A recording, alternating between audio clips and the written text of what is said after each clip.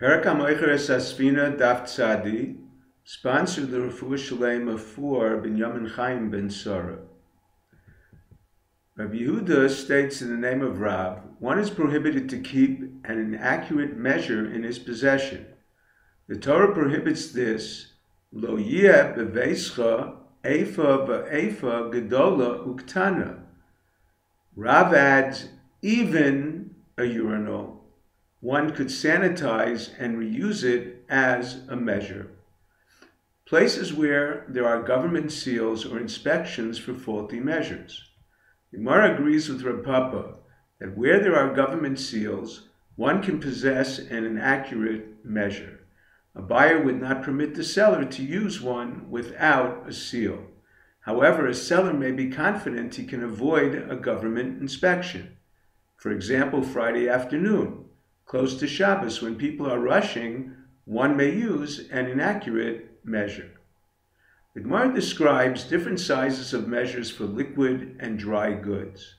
Based on the size variations, the Gemara concludes there cannot be discrepancies of a quarter or less in large measures.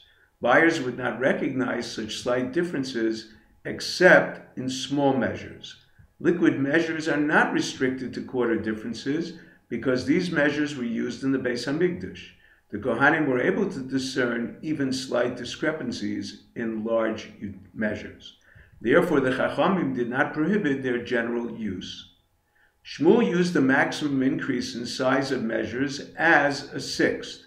Individual communities that decided to increase the size of their measures may do so up to a sixth. The Gemara concludes he decided this based on a verse in Yecheskel, stating the sacred manna was raised in value by a sixth from 50 to 60 shkalim. From here Shmuel derived all increases are up to a sixth. He did not institute the sixth limit to prevent merchants from raising prices more than the increased measure, because he should have instituted less. Even a sixth more is a significant overcharge. He also did not institute it to protect unknowing merchants from losing their sixth profit by selling a new measure for the old price. A merchant sells to profit, not just to prevent a loss. He also did not institute this limit to prevent unknowing merchants from charging old prices for a larger measure, because it would lead to voiding sales.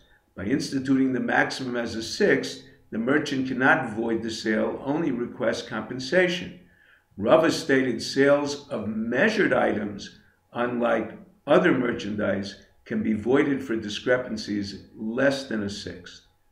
Rav Papa Bar Shmuel created a new measure, a third larger, not similar to any existing measure in his locale.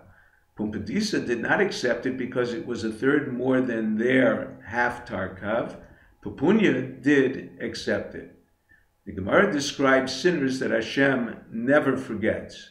Number one, hoarders who create artificial shortages, inflating market prices. According to Rab, this applied only to buying from the market, not hoarding one's own produce, an insignificant share of the market. In addition, it applied only to staple foods, not to spices. The exceptional years were the 6th, 7th, and 8th years of the Shemitah cycle, unless years of food shortage. Any hoarding causes immediate price fluctuations. Number two, merchants use smaller than standard measures. Number three, those that cause market price rises. Shmuel and his father had two different approaches to control market prices. The Gemara preferred that of Shmuel's father.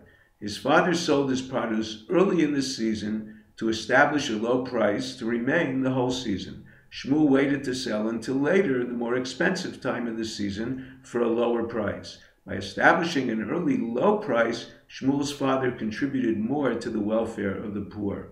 If you're enjoying Daf 5, please click on the link below, subscribe, and become a sponsor.